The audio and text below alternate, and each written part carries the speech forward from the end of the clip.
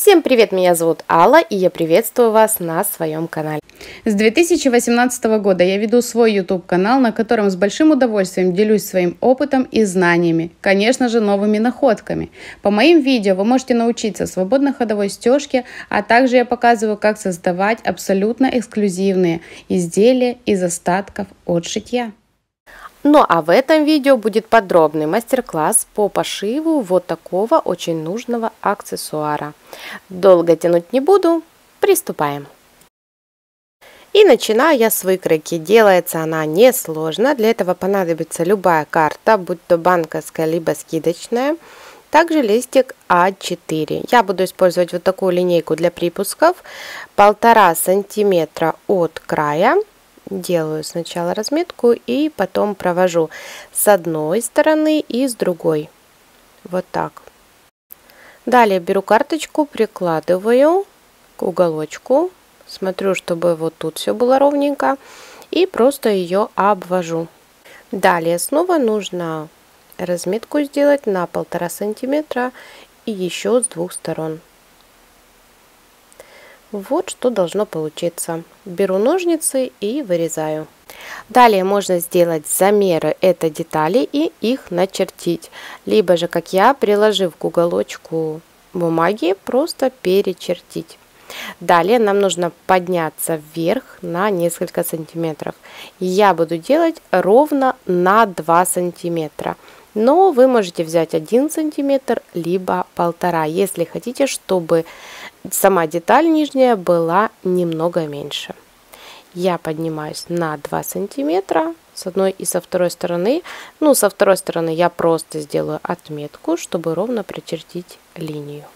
И теперь я нахожу центр этой линии. Вот тут у меня ставлю отметку. И смотрите, нужно просто провести вверх, вот так, ровную линию. Я ориентируюсь вот тут, видите, да, чтобы у меня ничего не скосило и эта линия была ровная. Вот так. То есть вот тут угол вверху должен быть 90 градусов. И далее я просто от уголочка вверх провожу линию. Смотрите, эти линии могут быть абсолютно под разным углом. Например, если вы сделаете центральную линию выше, то, соответственно, вот такая крыша у этого домика будет выше. Тут ориентируйтесь на себя, как вам больше нравится. Я выбираю вот эту, ну, такую золотую середину. И теперь эту деталь я вырезаю. Выкройка на этом этапе практически готова. Почему практически? Потому что мне остается еще вырезать вот тут окошко. Но вырезаю я его не полностью, а вырезаю только 3 стороны. Для удобства вот так складываю, делаю надрез и далее вырезаю, как уже сказала, по 3 сторонам. Приступаю к раскрою. У меня это хлопок вот такой. Он достаточно тоненький. Поэтому буду проклеивать, дальше все покажу. Меня интересует вот эта машинка. Прикладываю свою деталь, вижу, что мне хватает. И с изнаночной стороны это место я уже проклеила флизелином. То есть так, чтобы полностью деталь мне хватило. Флизелин использую самый обычный, но, конечно же, клеевой. Итак, я выкроила 2 детали. Обе проклеены. Теперь у меня, смотрите, вот эта рамочка, я еще не знаю на этом этапе, где она у меня будет. То есть на детали с машинкой, либо там, где ее нет. В общем, сейчас будем кроить вот эту деталь рамочки, и уже потом я буду определяться.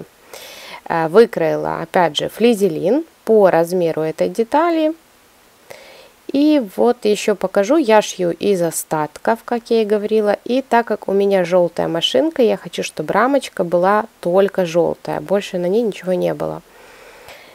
И вот так, смотрите, я ориентируюсь, мне этой ткани хватает. Поэтому с изнанки проклеиваю именно это место. И также на этой детали, когда уже она проклеена, я обвожу внутренние стороны выкройки. Вот так это выглядит. И теперь, используя линейку, провожу от одного уголочка к другому линии и разрезаю от центра к уголочкам. Отгибаю, фиксирую и проутюживаю эту деталь. Вот что должно получиться. Детали заутюжены, все прекрасно. Далее нам понадобится пленка. Я использую вот такую виниловую скатерть. Продается на метраж в хозяйственных магазинах, там где и другие скатерти. Она бывает разная по плотности. Для бытовой швейной машинки я рекомендую максимум 400 грамм на квадратный метр. Вот в данном случае у меня 200. Я беру выкройку вот этого окошка, полностью вот так сложенную, и просто по ней вырезаю. Далее складываю пленку с вот этой деталью, напоминаю, они одинакового размера. Складываю и идем к машинке. Нужно прошить вот эту рамочку. Я использую самую обычную прямую строчку и обязательно использую закрепку. Отделаю отстрочку по самому краю. Готово. Теперь я срезаю пленку и вот эти треугольнички. Оставляю припуск 0,5 сантиметров. Далее нужно эту деталь обработать. Это можно сделать обычным зигзагом, но я буду выбирать вот такую строчку и также покажу лапку, которую для этой строчки я использую. Такая строчка есть у многих швейных машин, но не у всех есть эта лапка. И если вы о ней не знали, то я вам ее покажу. Вот так она выглядит. У меня к первой бытовой машинке такой лапки в комплекте не было. Я ее покупала отдельно. Покупала в швейном магазине, там же, где продаются швейные машинки и лапки. И сейчас я поближе покажу, как эта лапка работает. Вот так, думаю, будет лучше видно. Сейчас я буду шить, а вы внимательно посмотрите. Вот по центру лапки есть усики, на которых... Точнее, которые не дают этой строчке стянуться. И также есть ограничитель, по которому ведется ткань. То есть этот ограничитель не дает ткани смещаться, а также строчка будет ровная, несмотря на то, какой бы вы ни использовали. Даже самый обычный зигзаг. То есть он не стянет ткань. Это не обязательно, но это удобно. И это не реклама, а всего лишь моя рекомендация. Вот так заканчиваю строчку и вот так снимаю. Смотрите, строчка идеальная, ничего не стянула. Все очень хорошо. Хотя ткань сама по себе тут у меня тоненькая. И несмотря на то, что она проклеена, если бы делать обычным зигзагом, либо такой же строчкой, но с обычной лапкой, то пришлось бы долго и нудно регулировать. Так, далее, смотрите, я определяюсь, где у меня верх, а где низ. У меня низ там, где есть закрепки на отстрочке. И я сейчас в противоположную сторону, то есть вверх у меня, загибаю, заутюживаю и делаю строчку. Я делаю самую обычную прямую, но также можно использовать и декоративную. Теперь все три стороны, оставшиеся, которые у нас не зашиты, я вот так загибаю. Иду к утюгу и заутюживаю. Вот что должно получиться. Теперь займемся основными деталями. Вот мое окошко уже заутюжено. Я примеряю. Все до сих пор не могу определиться, какая сторона будет лицевой, а какая изнаночной. Также использую киперную ленту. Это также не обязательно. Можно использовать любые ленточки, которые вы найдете дома. Примерно вот так ориентируюсь, то есть чуть меньше, нежели сама заготовка, отрезаю. Готово. Складываю ровненько к одной из деталей, вот тут прошиваю. Вот так. И теперь складываю детали лицом к лицу. Иду к машинке, буду прошивать, но не забыть оставить отверстие для того, чтобы вывернуть. Начинаю снизу и не забываем в начале и в конце обязательно сделать закрепки. Далее, используя ножницы зигзаг, я срезаю лишнее, но только не внизу. Если у вас нет таких ножниц, то срезайте самыми обычными и в местах на уголочках делаем насечки, чтобы легче вывернуть. Далее выворачиваем изделие и обязательно его приутюживаем. Нижнее отверстие, через которое мы выворачивали, дополнительно зашивать не нужно, так как оно закроется строчкой, которой мы будем пришивать окошко. Итак, смотрите, я прикладываю с одной стороны, с другой определяюсь, где же мне хочется его разместить, но понимаю, что хочется оставить эту машинку, а тут все равно окошко, и оно его закроет. Также на этом этапе можно сделать вот тут отстрочку, если у вас слишком плотный припуск. Но на хлопке я не вижу смысла этого делать. Я один раз попробовала, покажу, кстати, в конце видео, как получается с двумя отстрочками, но я не вижу в этом смысла. Итак, прикладываю свое окошко и, конечно же, идем к машинке. Нужно сделать вот тут строчку, но есть нюансы. А именно в перепаде толщины. С этой проблемой мне помогает справиться вот такой гаджет. Это также швейная специальная штучка, которая не у всех есть. Она также продается в любом швейном магазине, но также покажу, чем можно заменить. Смотрите, берете любой плотный картон. Вот, смотрите, толщина картона и толщина вот этого приспособления для прохождения или даже не прохождения, а старта с перепадом толщины. И покажу наглядно, как это работает. Начинаю шитье, опускаю иглу, придерживаю ниточку. Вот так. Сзади у меня уже стоит это приспособление. И вот так я начинаю. Единственное, что я сейчас покажу, как быть с картонкой, ее нужно обязательно поддерживать. Потому что картонка, ну, опять же, смотря какая, если она у вас не скользкая и лапка по ней ее не выталкивает, то, в принципе, можно и не поддерживать. Все, я вот только начала, дальше мне легко, и я продолжаю двигаться. Но мне легко, опять же, до уголка. Когда я дохожу до уголка следующего, там снова лапки будет сложно, и в таких случаях, как правило, машинка буксует.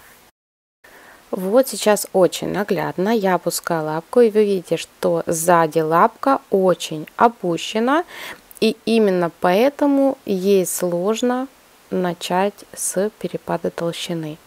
И вот, смотрите, я подкладываю картонку, и вот уже лапка полностью стоит прямо. Также покажу, как работает это приспособление. В принципе, точно так же. Смотрите, лапка стоит прямо, и поэтому ей очень легко прошивать в таких местах. Ну что же, готово мое изделие. Вот так оно выглядит, и результатом я очень довольна. Конечно же, это можно использовать для абсолютно любых карточек, но это в том случае, если вы будете использовать это в сумке или в рюкзаке. Но чаще всего, конечно же, это бейджик, который одевается на сумку, на рюкзак или же на чемодан. Также хочу показать разные варианты, конечно. Они все одинаковые, просто разные цвета, и посмотрите, как по-разному смотрятся. Кстати, напишите, какой из этих, то, что вы видите на экране, больше всего нравится вам. Кто-то любит светлые, кто-то, наоборот, считает, что темные лучше, практичнее будет. Ну, каждому свое, мы о вкусах не спорим. Каждый сошьет то, что ему по душе, то, что ему нравится. Кстати, именно на этом варианте, вот помните, я вам говорила, что можно сделать отстрочку. И вот тут я ее как раз сделала. Ну, опять же, просто 2 строчки, вот тут одна. Ну, мне больше с одной понравилось. Тем более, опять же, повторюсь, хлопок я не вижу смысла. Хотя, вот сейчас покажу из джинса, я тоже не делала отстрочку. Вот вариант, смотрите. Ну, тут хлопок и джинс. При том, что вот у меня их 2. Сейчас покажу, вот. И вот так по-разному. Тут сзади джинс, а тут впереди. Вот такие варианты. Ну и чуть не забыла, вот такие бейджики. Вот так я их распечатываю. Я их делаю по горизонтали, чтобы все можно было написать и все влазило. И просто вставляю. Если вы хотите что-нибудь более красивое, более интересное, можно напечатать на цветной бумаге, можно на цветном принтере что-то, какие-то цветочки красивые там нарисовать или что вам там еще нравится. Меня же вот такой классический вариант вполне устраивает. Также я вот покажу, что когда есть бейджик, сзади, конечно же, влазит карточка, но если вот так носить, то ок, а если ее переворачивать, то, конечно же, она будет выпадать. То есть проверяйте. Если вы там, например, для студента, да, и студент хочет помимо бейджика, там, например, чтобы у него был студенческий или ученический, то просто уточняйте этот момент, возможно, сделать какую-то липучку туда. В общем, ограничений нет никаких. Такие бейджики я продаю только по наличию, либо могу взять корпоративный заказ. Также такие бейджики получают в подарок те, кто покупают мои сумки. И на этом видео подходит к концу. Если вам понравилось, поставьте лайк, напишите комментарий. Это помогает видео попадать в рекомендации. А если вы впервые на моем канале и не знакомы с моими видео, то я приглашаю вас перейти в вкладку видео, посмотреть. Я уверена, вы найдете для себя очень много интересных идей. И заходите остаться со мной. Обязательно подписывайтесь на канал, ставьте колокольчик, чтобы не пропускать новые видео и видеть их первыми. Ну а на сегодня все. Всем пока-пока и до новых встреч на моем канале.